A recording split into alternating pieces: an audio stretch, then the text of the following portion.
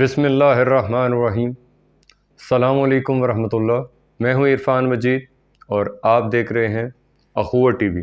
ممبران کا اور دوستوں کا شکریہ کہ ہمیں وہ انفارمیشن دیتے ہیں اور ہماری ٹیم وہ ساری انفارمیشن کلیکٹ کرتی ہے اور اس پہ ہم ایک ویڈیو بنا کے تمام انفارمیشن لوگوں تک شیئر کرتے ہیں۔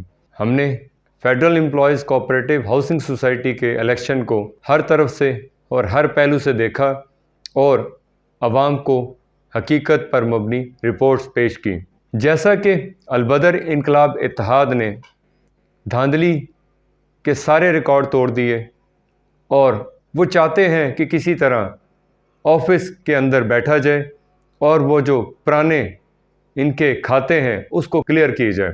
اس رات کے اندھیرے میں یہ لوگ جو کاروائیاں کرتے ہیں، ہماری ٹیم ان کا تعاقب کرتی ہے، ان کو دیکھتی ہے کہ یہ لوگ رات کے اندھیرے میں کیا کر رہے ہیں۔ ہم 22/8/2022 کا ایک نوٹیفیکیشن ہے جو ایک عوام کے ساتھ دھوکہ کیا گیا، اس نوٹیفیکیشن کو لینا ایک فراڈ کے مترادف ہے۔ جب کوئی شخص بھی انٹرم آرڈر پہ الیکشن لڑتا ہے تو جب تک انٹرم آرڈر کا فیصلہ نہیں ہو جاتا، نوٹیفیکیشن نہیں ہو جاتا۔ ہم نے پہلے بھی پبلک کو بتایا کہ یہ ایک فراڈ، ایک دھوکہ ہو رہا ہے۔ الیکشن میں کس طرح دھاندلی کی گئی، کس طرح انتظامیہ کو ملا کر جعلی ووٹ کاسٹ کیے گئے اور اب انتظامیہ سے کس پریشر کے ذریعے یا کن سفارشوں سے یہ نوٹیفیکیشن کرایا گیا۔ اس نوٹیفیکیشن کی معیار کب تک تھی، کب تک ہے اور کب تک رہے گی، اس کی رپورٹ بھی ہم اسی ویڈیو میں شامل کریں گے۔ میں اس نوٹیفیکیشن کے بارے میں ناظرین کو صرف اتنا ہی کہوں گا کہ اس پہ راتوں رات کیا ایکشن لیا گیا، میں ذرا اس کی تفصیل جو ہے ناظرین کے سامنے پیش کروں گا۔ اس نوٹیفیکیشن کا نمبر ہے 2956 CR-ICT-B۔ اس کی ڈیٹ ہے 22/8/2022۔ Consequent upon the election of Management Committee of Federal Employees Cooperative Housing Society, Islamabad, the following members of the society have been elected as office bearing of the society for the period of 3 years in accordance with the Islamabad Capital Territory Cooperative Society Rules 2019 with the immediate effect۔ اب جو لوگ جن کے لیے یہ notice ہوا اس میں سر فہرست وہ شخص جو اس ٹائم FIA کی تحویل میں ہے، جو ایک امپورٹڈ صدر کے طور پر منگوایا گیا کیونکہ مرزا اقبال کو معلوم تھا کہ اس کی کرپشن سامنے آ جائے گی، ادارے اس کو مینج کرنے کی کوشش کرے گا لیکن ادارے اس کو ریلیف نہیں دیں گے۔ اس بیس پہ اس نے خالد محمود، جس کا دبئی میں بزنس ہے، آخر یہ خالد محمود کون ہے، مرزا اقبال کو اس پہ کیوں ٹرسٹ ہے؟ یہ وہ 4 پارٹنر جو جنا گارڈن کو لوٹنے کے لیے نکلے تھے اور انہوں نے لوٹ کھسوٹ کی، مرزا اقبال ارب پتی ہو گیا، خالد محمود ارب پتی ہو گیا۔ کیا لوگوں کو ان کا بیک گراؤنڈ نہیں پتہ؟ مرزا اقبال کے بارے میں ہر شخص جانتا ہے کہ یہ ایک پلمبر تھا، خالد محمود ایک ٹائل فکسر تھا۔ آج سوسائٹی ایسے لوگوں کے ہاتھ میں ہائی جیک ہو رہی ہے جن کا بیک گراؤنڈ یہ ہے، ان کی کوالیفیکیشن یہ ہے۔ کیا سوسائٹیوں کا مستقبل ایسا ہے؟ کیا ہزاروں پڑھے لکھے لوگوں کے اوپر ایسے لوگ حکمرانی کریں گے؟ اس کے علاوہ میں ذکر کروں گا ضیاء شاہد کا، جو کہ سعودیہ میں ڈرائیور تھا، کرامت علی جو کہ توصیف ایریا میں ایک پراپرٹی ڈیلر ہے، ہر کوئی شخص جانتا ہے، واجد نسیم صاحی جس نے 75 کروڑ سود پہ اٹھایا ہوا ہے۔ یہ سودی بزنس سوسائٹی کو تباہی اور بربادی کی طرف لے کے جا رہا ہے۔ ذیشان گل واجد نسیم صاحی کا پارٹنر، انویسٹر اور اس سوسائٹی کا ستیہ ناش کرنے والا میجر شخص سردار الطاف، جس کے بارے میں ہر کوئی جانتا ہے کہ یہ کرائے کے گھر پہ رہتا ہے، جو اس وقت پچھلی سوسائٹی کی ملی بھگت سے 3 گھر بنا رہا ہے اور ہزاروں پلاٹ بیچنے کے بعد 8-10 پلاٹوں کا خود بھی مالک ہے۔ فائنانس سیکرٹری محمد عرفان طارق، یہ شخص کون ہے؟ آخر اس کا پچھلی مینجمنٹ کے ساتھ کیا تعلق ہے؟ چودھری اسحاق جو پچھلی مینجمنٹ میں تھا، وہ فائلیں نکالتا، اور یہ عرفان طارق، اس کا بھائی کامران، یہ دونوں پراپرٹی ڈیلر تھے اور انہوں نے کھلم کھلا ڈنکے کی چوٹ پہ فائلیں بیچی اور لاکھوں کروڑوں روپیہ کمایا۔ اس وقت اسحاق کی یہ کوشش ہے کہ طارق، جو عرفان طارق ہے، وہ کس طرح فائنانس سیکرٹری آ جائے اور پھر وہ ہیکل جیکل کا کیس پھر چلتا رہے گا۔ شہزاد محمود، یہ کس کی سفارش پہ یہ شخص فائنانس سیکرٹری 2 آیا؟ سب جانتے ہیں، محسن علی۔ اس کے بعد میں ذکر کروں گا سید رجب علی شاہ کاظمی، ایگزیکٹو ممبر۔ ہر کوئی جانتا ہے کہ یہ سید نجف علی شاہ کا بھائی ہے جو پچھلی مینجمنٹ میں تھا۔ آج یہ سوسائٹی گھر کی لونڈی بنی ہوئی ہے۔ ایک بھائی ایگزیکٹو ممبر پہلے ہوتا ہے جس پہ 48 لگتی ہے اور پھر وہ دوسرے بھائی کو کرتا ہے کہ اب جو لوٹ کھسوٹ میں نے کی ہے اب تمہاری باری ہے۔ اس کے بعد مبارک علی جو ایگزیکٹو ممبر ہے، سب جانتے ہیں کہ ڈیلر ایسوسی ایشن کا یہ صدر ہے۔ اب مار دھاڑ ڈیلروں کی مبارک علی کے ہاتھوں سے ہوگی۔ سوسائٹی کیونکہ ڈیلروں کی سوسائٹی ہے، اس میں متاثرین اور رہائشی جو ہیں وہ ان کے ہاتھوں میں کٹ پتلی بنے ہوئے ہیں، ہائی جیک ہوئے ہوئے ہیں۔ میں صرف ممبران سے یہی سوال کروں گا کہ ہم نے ان لوگوں کا پیچھا کیا، انہوں نے رات کے اندھیرے میں نوٹیفیکیشن کرایا، آخر اگر یہ ایماندار ہیں تو دن کے اجالے میں یہ نوٹیفیکیشن کیوں نہیں ہوا؟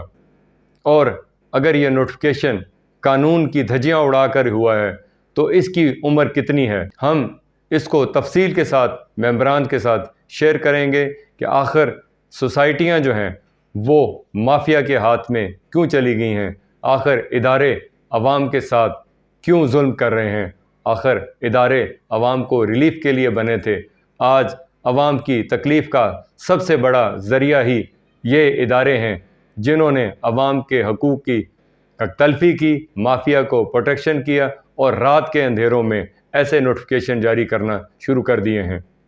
ساتھ ہی ہم کچھ اور حقائق سامنے رکھیں گے جو آج کی ڈیولپمنٹ ہے، یعنی 23 اگست 2022 اس الیکشن کے اوپر جو دھاندلی ہوئی، جو انٹرم آرڈر راتوں رات لیا گیا، اس کے اوپر کرنل نذر الاسلام صاحب نے واضح بیان کیا کہ وہ عوام کی اور رہائشیوں کی قانونی جنگ لڑیں گے۔ یہ انٹرم آرڈر پہ الیکشن لڑنا ایک دھاندلی اور ایک فریب تھا جس پہ البدر انقلاب نے خوب فائدہ اٹھایا۔ آج جو ڈی جی کوآپریٹو صاحبہ کے پاس ایک درخواست دی گئی، اس کے اوپر جو ممبران کے لیے ریلیف دیا گیا، میں اپنی ذمہ داری سمجھتا ہوں کہ اس چیز کو یہاں پہ بیان کیا جائے۔ یہ درخواست کسی دوست نے اردو میں ٹرانسلیٹ کی ہے، تو میں سمجھتا ہوں کہ یہاں پہ ہمارے بہت سارے دوست ہیں جو پڑھنا نہیں جانتے، لیکن وہ ویڈیو کو دیکھ کر ان کو اس تمام باتوں کی سمجھ آ جائے گی جس کو کچھ لوگ توڑ مروڑ کر بیان کر رہے ہیں اور حقائق کو چھپانے کی کوشش کرتے ہیں۔ میں درخواست کو اسی طرح پڑھوں گا جس طرح کسی دوست نے اسے ٹرانسلیٹ کر کے بھیجا ہے۔ درخواست گزار نے دیگر معاملات کے ساتھ موقف اختیار کیا کہ federal employees cooperative housing society کا الیکشن جو کہ 21 اگست 2022 کو ہوا، بیلٹ پیپر کی گنتی کے دوران درخواست گزار نے اعتراض اٹھایا کہ تقریباً 400 سے 500 بیلٹ پیپر مجموعی طور پر 1100 میں سے الیکشن کمیشن کے مجاز افراد مطلوبہ سٹیمپ کے دستخط کے بغیر تھے۔ اس اعتراض کے باوجود اس طرح کے بیلٹ پیپر کو حتمی نتیجے میں شامل کیا گیا یا گنا گیا، جو کہ الیکشن رولز 2019 کے شق نمبر 2211 کی شقوں کی خلاف ورزی مترادف ہے۔ درخواست گزار کی طرف سے اٹھائے گئے قانونی نکات پر قانونی غور کرنے کی ضرورت ہے، لہٰذا الیکشن نوٹیفیکیشن مورخہ 22/8/2022 کو اس معاملے کے حتمی نتائج تک معطل کر دیا گیا ہے۔ مزید برآں ایپلنٹ اتھارٹی تمام قانونی طریقہ کار کو ختم کرتے ہوئے اور فوری کارروائی سے تعصب کیے بغیر میرٹ پر زیر التفاع اپیل کا فیصلہ کر سکتی ہے۔ مزید الیکشن کمشنر کو ہدایت کی گئی ہے کہ وہ انتخابی عمل میں پہلے سے ڈالے گئے ووٹوں کی دوبارہ گنتی کے لیے آگے بڑھے تاکہ بیلٹ باکس اور بیلٹ پیپر سے وابستہ شفافیت اور کلیئرنس کو یقینی بنایا جا سکے۔